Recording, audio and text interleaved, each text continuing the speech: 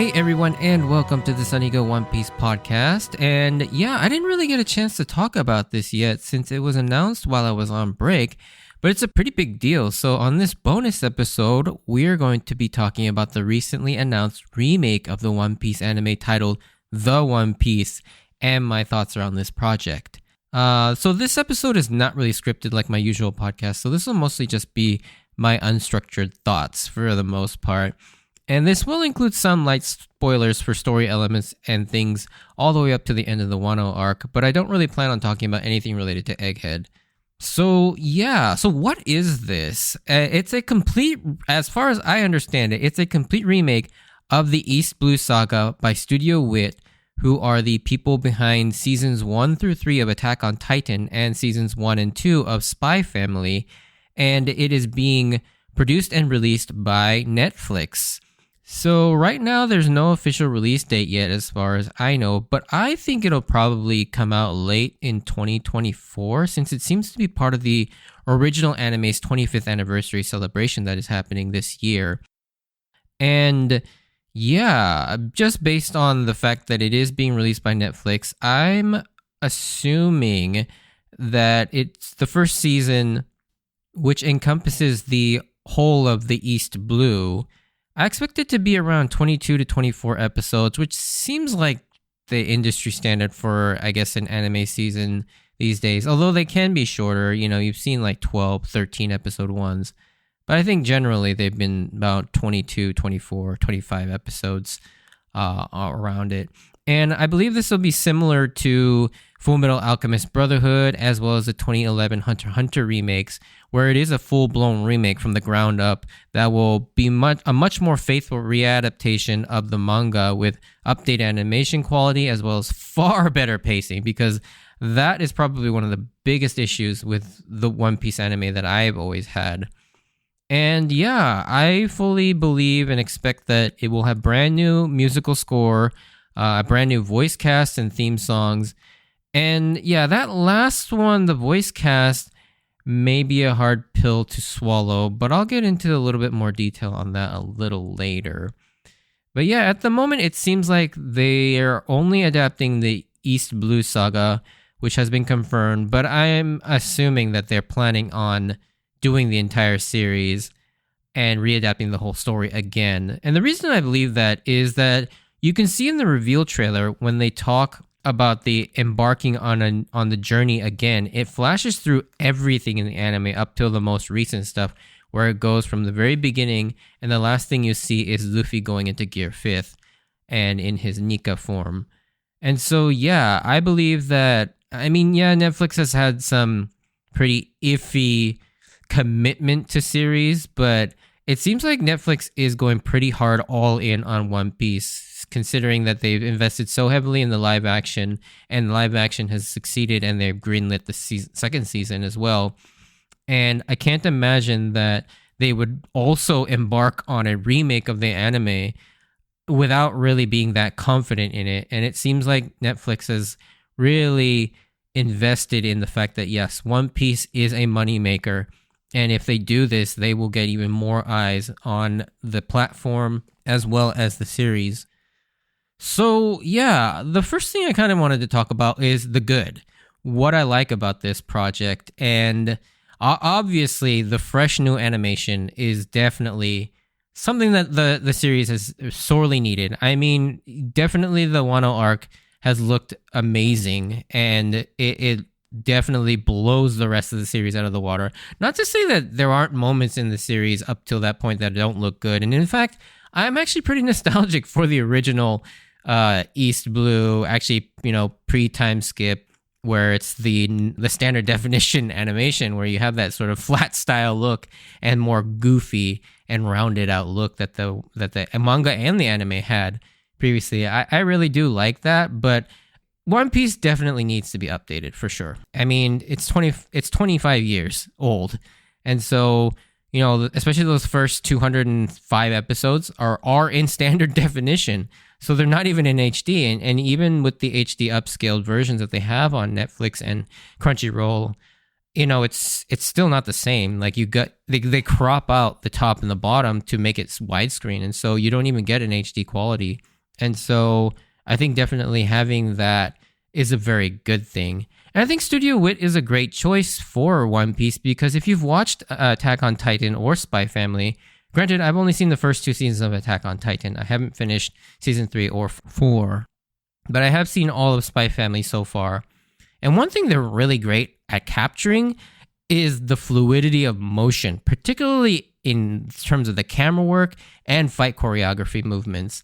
They're really great to see. Like when you see them fighting in Attack on Titan and they're using the I already forgot what it's called, but the in Japanese they're called the Ditaikido system. But yeah, the 3D movement, whatever that thing is.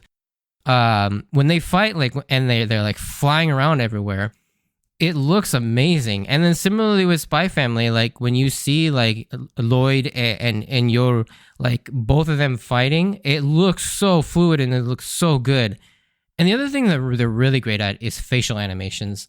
They really know how to get great emotion out of their characters as well as exaggerated emotions out of them. Both aspects are perfect for what One Piece is because obviously One Piece's fighting is just all over the place, especially with Luffy bouncing around everywhere. A lot of the moves are very flashy and ridiculous. And then similarly, the facial animations are also one of the key things about One Piece, seeing those reactions. I mean, it's cliche to kind of dunk on all the reaction shots of One Piece, but some of those are important and they're hilarious too. And so, yeah, it'll be great to see an animation studio like Studio Wit take on One Piece. Whereas, I mean, yeah, Toei has done a I don't know if I want to say a good job, but they've done an adequate job throughout most of the series. And there are moments where they kill it. They are amazing. But at the same time, they are a victim of their production schedule. Like, there's just no way to produce that kind of quality on the schedule that they do, on that week-to-week schedule that they have, which is just killer on their animators. Like, their animators are amazing, but they can only do so much with the time that they have. But being a seasonal model, finally One Piece getting a seasonal model will truly show what One Piece could be. And that is one thing that really excites me so much, is seeing some of these moments reanimated with the time and care that they sorely need. And I will forever be amazed if they can pull this off. And I think it will. I think it will be amazing. The other thing related to that production schedule that Toei has had to be constrained by is the pacing. So now that the manga is just so far ahead, and it even looks like the manga is even kind of winding down to a climax, although it still seems like a few years out till we actually see the actual end of One Piece. But the pacing will be so much better because they don't have to worry about that. They've got enough material to cover that they can just go at whatever pace they need to. And the fact that it's going to be a seasonal structure as well, they have plenty of time to just leave the manga room to keep going. And so they can basically adapt everything exactly how it's paced in the manga. And that was one of the biggest criticisms I've always had about the anime, is just how ridiculously slow it is. It doesn't utilize fillers, which I'm grateful for, that we don't have to sit through like crazy fillers like Naruto and Bleach have had to, where it's like literally an entire calendar year of fillers. But One Piece, the way it gets around not catching up to the manga is to draw out their episodes and throw in, little fillers here and there, extend their episode previews and episode recaps, and just rehashing the same scenes over and over. And so by eliminating those, I think One Piece will get a lot better to experience. Personally, I think there are certain arcs that will actually benefit from this greatly. Like Skypiea, for sure, will be much more enjoyable to watch, and people won't dunk on it as hard. Similarly, the Back fight, Long Ring Long Land, most people think that's a filler.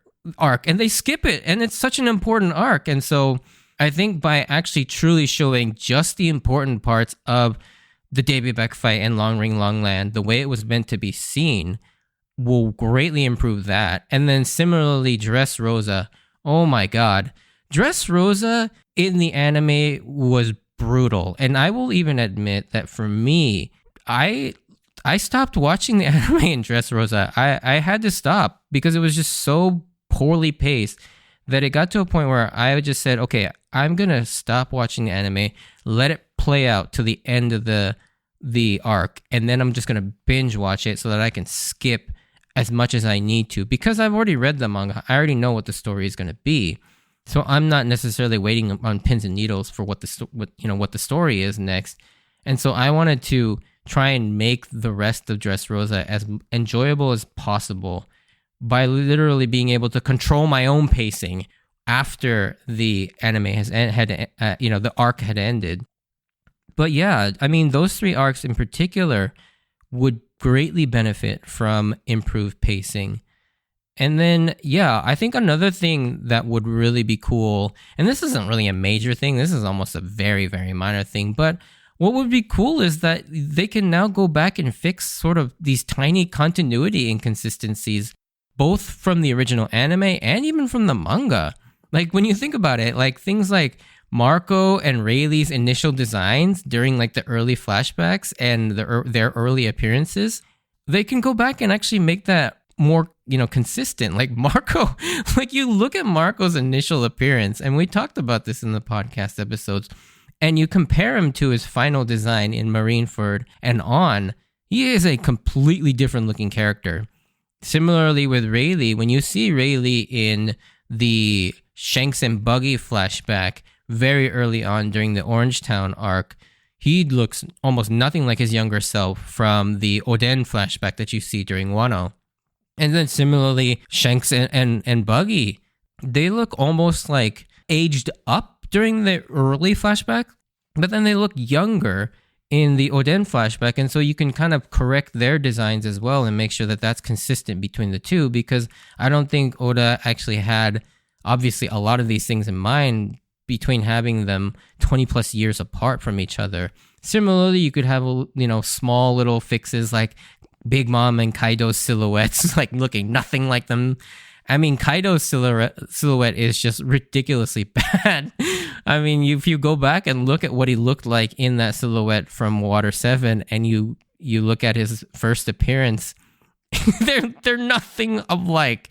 He looks like this like fat, rotund guy, and Kaido's like this big, jacked, muscular, like, all beef muscle guy, and they look nothing alike. And so I think you can go back and kind of make those small changes to make it more consistent throughout the series. Also, you could have more Easter eggs and references to future events in the earlier episodes. And yeah, things like, and this is something they actually did in the Netflix live action, is things like having the Shichibukai Easter egg cameo at Roger's execution like we saw in Chapter 0. And you can now go back and include them there if you wanted to. You don't necessarily have to like push the camera up on them like the live action, but just have them kind of there in sort of a Where's Waldo situation when showing a shot of the entire crowd during the execution. I mean, you could go back and do a whole bunch of different things like that. And the other great thing about this project, I think, would be it's going to be a great jumping on point for new fans, and could possibly become the definitive way to experience One Piece for newcomers. Because I will always contend that the manga is the best way. It's how Oda wrote it. It's how he intended it to be seen. But I think with the One Piece, it'll allow people to not be hindered by the absurd episode count of, over 1,100 now, and be able to sort of take it as is and sort of follow along with the release of the One Piece anime series. And so it won't be as intimidating. It'll also not have to deal with the crazy poor pacing of the original series. It will look better, and it'll have more modern sensibilities, modern animation, modern lighting, coloring, everything. and it'll just be more updated. And the other thing too is, there really isn't a great way for people to really experience One Piece. Like the manga, like for me, who can read Japanese, and anyone who can read Japanese, it's not a big deal. The manga is the definitive way, I think, to really experience One Piece. But some people don't like reading the manga because it lacks the motion, it lacks the voices, it lacks the music. But I know for a fact that, and I've read some of the English, especially the earlier volumes where they're kind of trying to find the voice for the series. The translations are pretty bad. I mean, they called Zoro Zolo, and they included a lot of this like pirate speak, like yar mate type of thing, where that's not really present in One Piece. Like that's not how it's supposed to sound.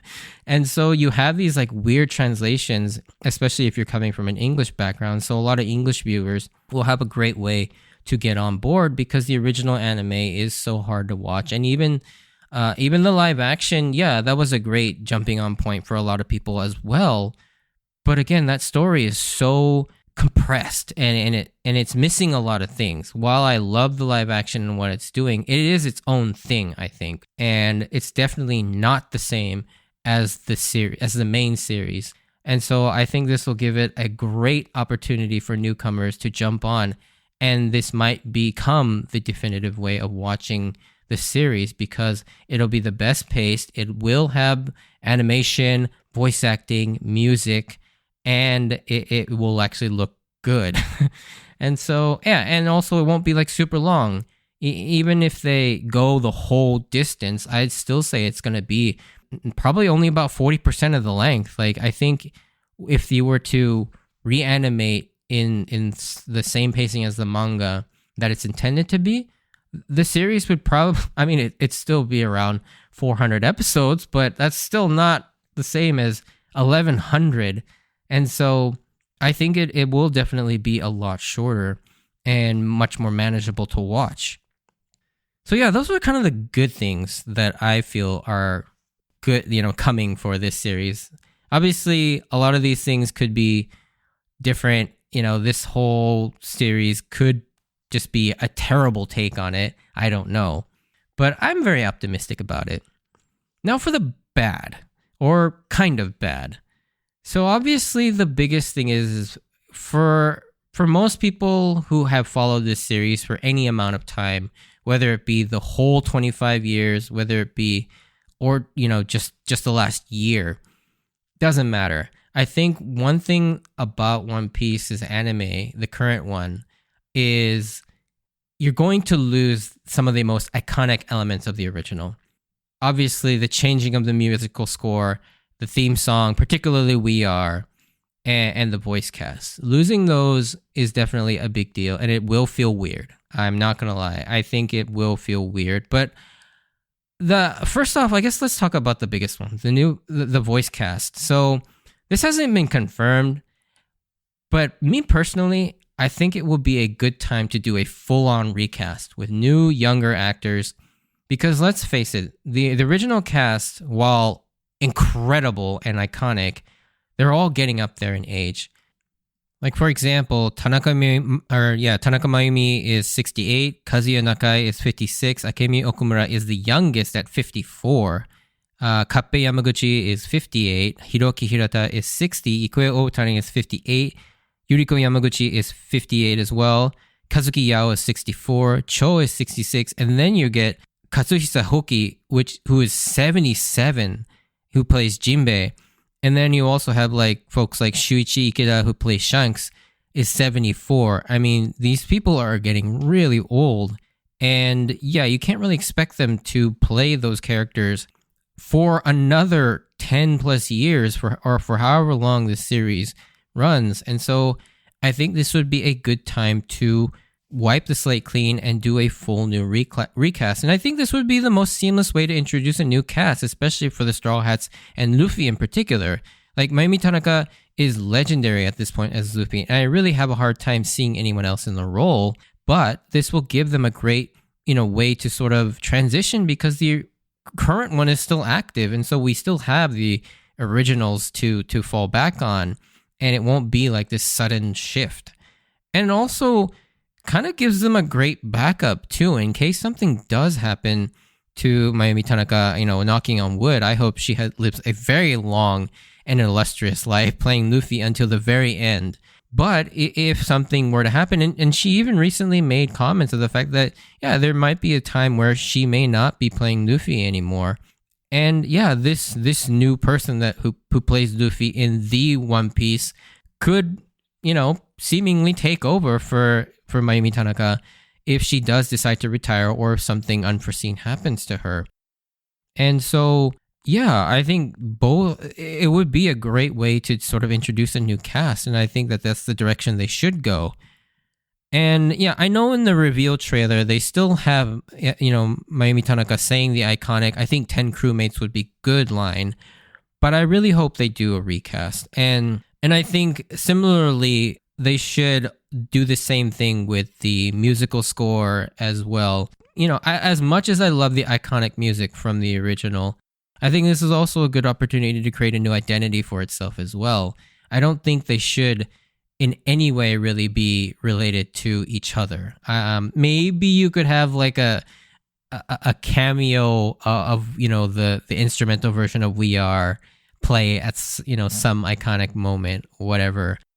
But I do think that they should create a new identity for itself, both visually and audio-wise as well. And yeah, I think the other downside too is the fact that it is going to be ongoing. So you basically have to follow 2 series at once now. And it'll always kind of be compared to each other in one way or another. You could either say that, oh, the original is better than the remake, or oh, the new one's so much better, and kind of invalidate the current, original series and whatnot. And I think I even saw a tweet, a translated tweet of one of the current Toei animators saying that this kind of like diminishes their work a little bit. And yeah, I really feel that. I think there is a potential for that to happen as well. But overall, though, I think there's way more positives than there are negatives to this remake, and I can't really think of too many other major downsides, really, other than it'll be just kind of weird to get used to a whole new sound for this series. Overall, I think this is awesome news, and it is something that I had hoped that they would do eventually for a long time, pretty much ever since I saw what they did with Dragon Ball Kai. When I saw that they were that was more of a remaster of the series, because they didn't really reanimate the series. They kind of just recut the series and cleaned it up and remastered the old footage. But when I saw that they did that for Dragon Ball and Dragon Ball Z, like, I really enjoyed that better pacing, and I had always thought they should do this for One Piece someday when the original anime had ended. I didn't think that they would happen while it was still going, but yeah, I think this is something that I'm very, very much excited for, and I think the whole of the fan base and the community really also is excited about this as well, and they should be. I think this is really awesome, and I was taken aback when I heard about this announcement at Jump Festa over the winter.